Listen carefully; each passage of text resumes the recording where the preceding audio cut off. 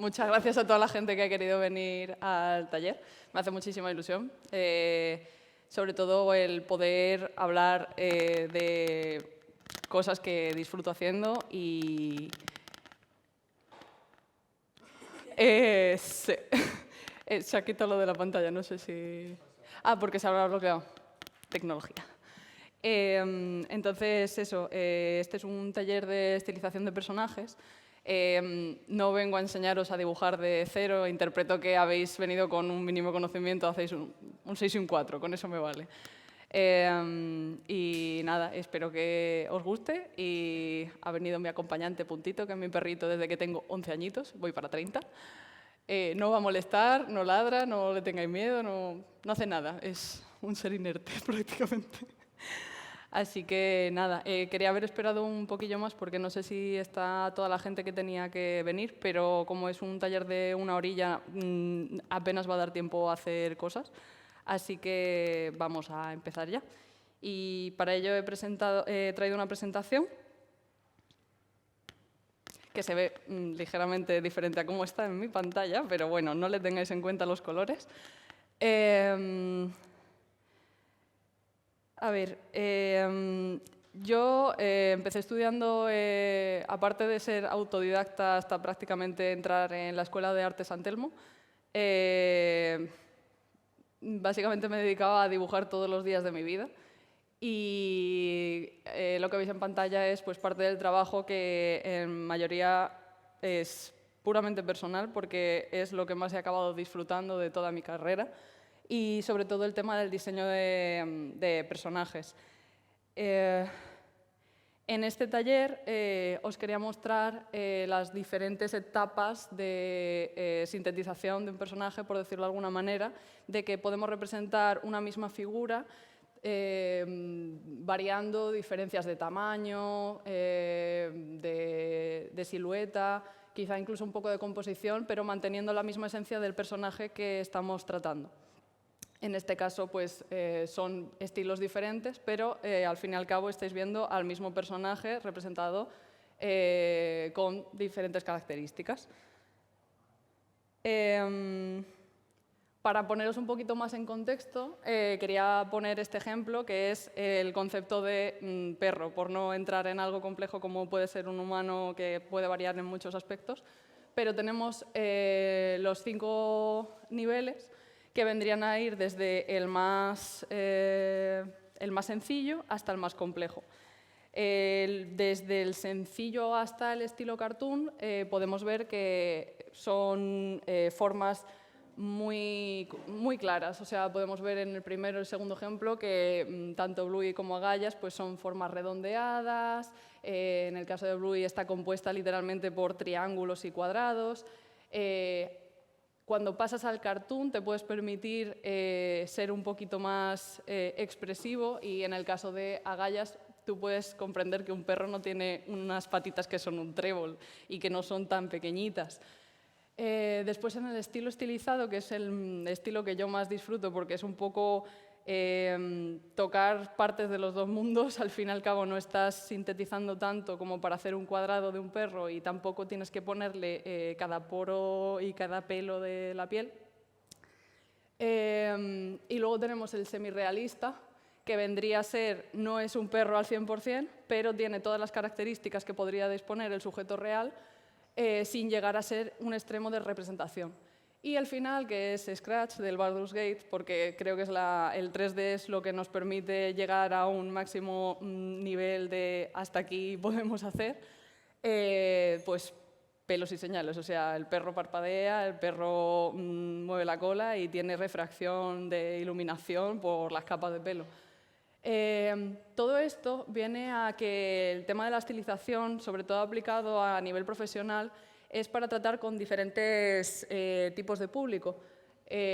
Normalmente nos encontramos este estilo sencillo para acercarnos a un público que sea como más infantil, un ojo que todavía no está completamente desarrollado para recibir toda la información que nosotros queremos expresar. Entonces, cuando queremos hacer un dibujo para un público concreto, tenemos que tener conciencia de a quién se lo estamos haciendo, porque nosotros como ilustradores, concept etcétera, etcétera, tenemos que poder gestionar la información de una manera que pueda ser bien recibida y que vaya a alcanzar a la mayor parte del público que sea posible.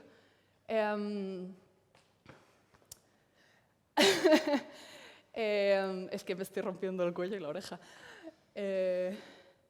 Y eso, tanto esto lo podemos ver como, por ejemplo, Ain de Cowboy Bebop ya va para un público que es más adulto y obviamente no vas a ponerle a un niño de 3 años que está viendo Cocomelon disparos en el espacio.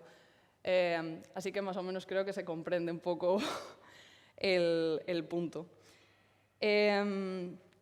Aquí he querido poner el mismo ejemplo que he hecho con mi arte con un personaje que creo que la mayoría de vosotros puede reconocer, que es Gumball. Nosotros tenemos varias cosas que podemos controlar a la hora de modificar un personaje para seguir manteniendo su esencia sin tener que perder el concepto original. Tal y como he puesto ahí, pues lo que nosotros podemos variar es el tipo de cuerpo, podemos intentar reducir un poco el detalle o aumentar el detalle de la ropa y también puede variar pues, la actitud del personaje. Un personaje estático, tal y como sale en el píxel, pues acaba de no recibir ningún tipo de información hacia el lector, pero sí que es reconocible desde una distancia lejana. Tanto como, por ejemplo, el último ejemplo es de las últimas temporadas en las que James Baxter, que es un animador muy conocido, colaboró con la empresa para realizar una animación y es Gumball, sigue siendo Gumball, pero está hecho a su estilo, está adaptado para un estilo de animación mucho más complejo que el que tiene el show original. Entonces, yo me quedaría con estas 3 cosas. Para poder seguir manteniendo el mismo personaje sin perder y poder representar lo que queremos enseñar, mantener en conciencia que no debemos alterar mucho el diseño. No es lo que se tiene que alterar, se tiene que alterar los volúmenes de ese personaje. En este caso vemos que los tonos de la ropa siguen siendo los mismos, simplemente se ha aumentado, se ha disminuido la cantidad de detalle y en el caso de, por ejemplo, el rostro, es un gato. O sea, ellos han dicho, en este caso es un gato, vamos a aprovechar para darle la mayor cantidad de detalle en su versión más detallada y la menor cantidad de detalle que nos siga recordando que es un gato. Sigue teniendo sus 2 orejitas y su colita y tal. Esto lo voy a decir, pero es que me da incluso vergüenza ponerlo, porque considero que habéis venido aquí pensando, ¡guau! Seguro que voy a aprender un montón. Yo espero que sí, pero esto creo que quería recordarlo porque es uno de los básicos más básicos que hay dentro del tema del diseño de personajes. Y me parece que las gemas de cristal son el pináculo del diseño porque aplican literalmente el diseño de formas que son el triángulo, el cuadrado y el círculo. Aquí se puede ver que utilizando esas formas básicas tú puedes transmitir con una simple arista o una simple curva, transmitir una idea de lo que te vas a encontrar en un personaje al final. No es lo mismo ver la imagen tan sólida que representa la gema roja como la imagen tan acercable y amigable que puede representar la gema de color morado, o intuir que la gema de en medio es una gema que puede ser inteligente, ágil, simplemente porque el diseño está transmitiéndote que hay dinamismo o que hay solidez o que puede fluir con lo que tú estés haciendo.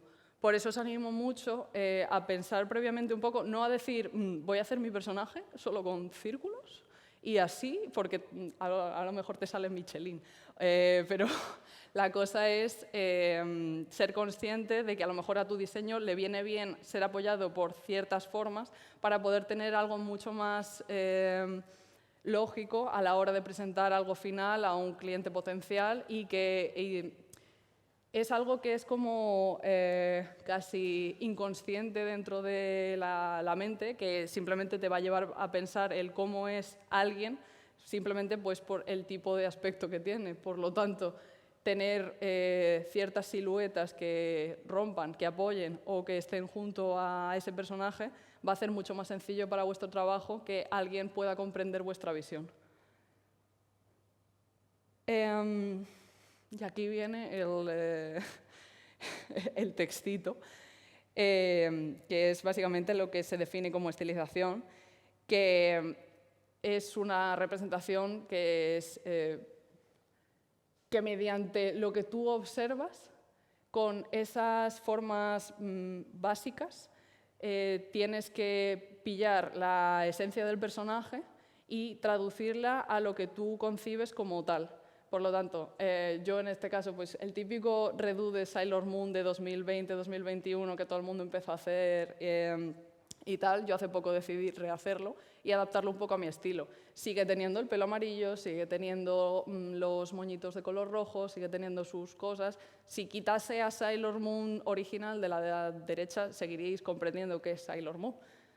Esa es la parte importante en el caso de estar representando algo que, por ejemplo, no es tanto como un trabajo personal, que este es el caso de sí, pero si en el trabajo os dijeran necesitamos que este personaje de aquí lo caricaturices o lo hagas una representación ligeramente más seria de lo que queremos mostrar, que seáis conscientes de cómo llevarlo a cabo. En este caso, en este ejercicio, es un ejercicio que a mí me gusta bastante hacer porque te ayuda mucho a analizar las partes del objeto a desglosar. Entonces, en este caso, yo tomé la imagen de una Mei de Harakayu con un rifle tremendo y sale en la siguiente diapositiva. Y dije, vale, tengo que hacer una representación lo más realista posible, pues vamos a hacer lo que hemos venido a hacer desde el colegio, que es básicamente estás pintando lo que ves. En la segunda dije, ok, voy a sintetizarlo. ¿Qué me gustaría sintetizar del diseño? ¿Qué me gustaría hacer que destacase más? En este caso dije, ok, los tacones van a ser bien gordotes para tener una base sólida y que destaquen más o menos 3 cosas de ello. Por lo tanto, yo cogí y decidí que la falda iba a ser mucho más abultada, el lazo de atrás iba a ser mucho más exagerado y el arma deja de ser tan detalle 1:1 de un arma y empieza a ser algo más resumido, porque lo que quiero que destaque también es el personaje. Y en el último caso tenemos el caso este, que es una especie de salud, un caso de Chibi, que es ya completo cabezón. Los pies pasan ahora a segundo plano porque lo que quiero que destaque es la cabeza y el pelo. Y si os dais cuenta, el arma es nimia, es una chiquitez. Y aquí os quería dar yo un consejo o una especie de ayuda visual para que comprendáis un poco la manera de razonar que yo tengo a la hora de hacer esto y que os va a ayudar. Tenéis que desglosar el personaje como si fuera una especie de caja. Esto me lo enseñó a mí Borja Montoro hace unos cuantos años y básicamente divides al personaje por cabeza, torso y piernas.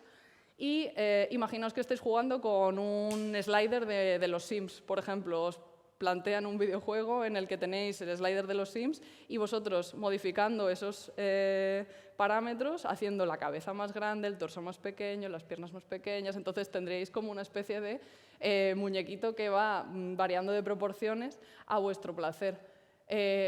Si, por ejemplo, las proporciones canónicas son 7 cabezas, plantearos, ok, ¿cómo puedo reducir yo este personaje a 3 cabezas para que sea un personaje interesante, que mantenga la misma intensidad que el original y que, sin embargo, pueda ser distribuida a un público que sea, por ejemplo, infantil? ¿Cómo traduciríais vosotros que Bluey fuera un pastor australiano, pero para un videojuego del GTA? O sea, haceros un poco ese concepto.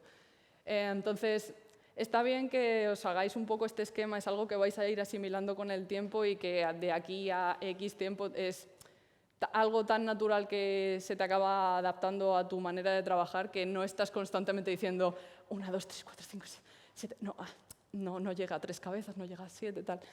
No os preocupéis por eso. Este fue un ejercicio que hice yo para poder explicarme mejor una completa sintetización. Este retrato viene de un retrato real que se ve pálidamente por ahí debajo de la estructura, pero en él os puedo enseñar como ejemplo el tema de las partes que quería enfatizar, en este caso la nariz de la muchacha, el mentón afilado, sin perder la esencia original del modelo.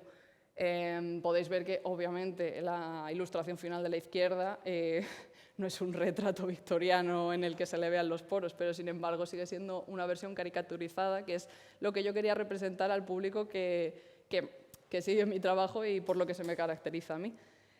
Por eso os invito a que, si estáis tomando un poco estos primeros pasos a la hora de hacer ilustraciones o estar haciendo estudios, os detengáis un momento para decir qué son los detalles que quiero destacar, qué es lo que puedo sacar a relucir de este diseño y cómo podría llevarlo a mi campo, a mi terreno, para yo sentirme más cómoda con el trabajo que estoy haciendo.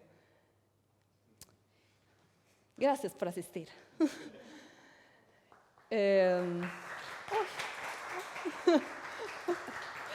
Gracias. Ha sido breve, ha sido intenso y ahora toca la parte funky, que tenemos como más de media horita para poder llevar a cabo el ejercicio que os quería enseñar.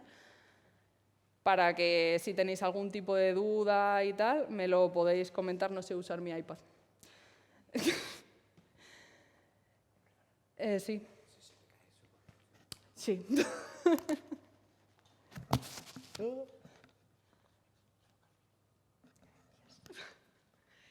El ejercicio que vamos a llevar a cabo es básicamente, tenemos estos dos personajes de aquí que imagino que os sonarán a todos, tanto Mario como Chapel Roan, y la cosa sería elegir uno de los dos sujetos, porque creo que no vamos a tener tiempo suficiente. Vaya, si les queréis hacer una foto, os lo mando yo por correo, lo que queráis. Es un poco un ejemplo a seguir. La cosa sería que Mario, que es un personaje que es completamente cartoon, lo llevásemos a un terreno un poco más serio y quizá hacer una versión más estilizada tirando a realista de Mario, y en el caso de Chapel Roan, que es una persona per se, vamos a hacer lo contrario, vamos a llevarla a un terreno más cartoon y más infantilizado, por decirlo de alguna manera, para alejarnos del hiperrealismo, que es lo que viene a representar. Entonces, elegid el que deseéis, y si tenéis algún tipo de pregunta ahora mismo también me la podéis hacer. O... Sí.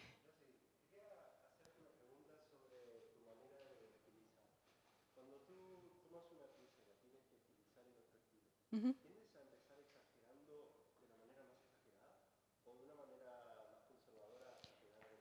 Creo que es mejor pasarse que no llegar, porque entonces el objetivo de estilizar y el objetivo de cartoonizar algo se pierde, porque si vas con miedo a pensar me he pasado, es como... Yo tiendo a echarle más sal a la comida, esta Sara de testigo, que ir echando poco a poco, ir probando. Siempre puedes borrar con una goma, en el caso de la sal no, pero siempre puedes borrar con una goma e ir probando, y si trabajas en digital tienes la facilidad de editar constantemente. Quizá en una versión más tradicional, que sí que tienes que estar con la goma y hay más marcas, pero no tengas miedo de decir, ok, lo que yo quiero destacar de este personaje a lo mejor es que, uy, tiene las orejas muy chiquititas. Hazlas enanas, o sea, que sean un guisante, o wow, esto va a ser pues un diseño del lobo feroz. ¿Qué es lo que da miedo del lobo? Su boca, pues le voy a hacer una boca que sea kilométrica. Tampoco te hablo de que hagas, también depende de tu estilo de arte y todo, pero como que tienes tiempo siempre para corregir, así que no tengas miedo a hacer algo que pueda salirse un poco de tu línea de confort.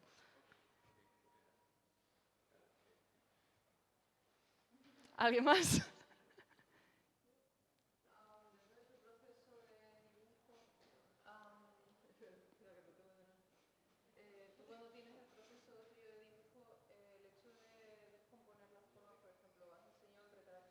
Uh-huh. Uh-huh.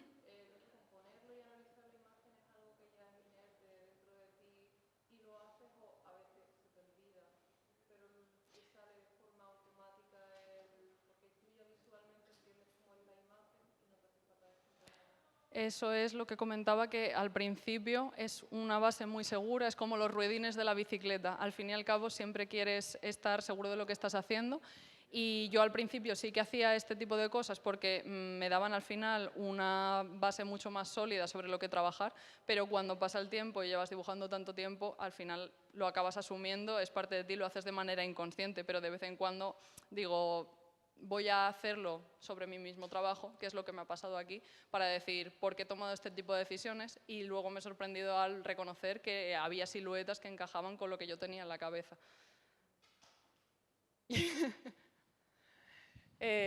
¿Alguien más? La señorita que está acariciando a mi perro. Bueno, pues básicamente eso.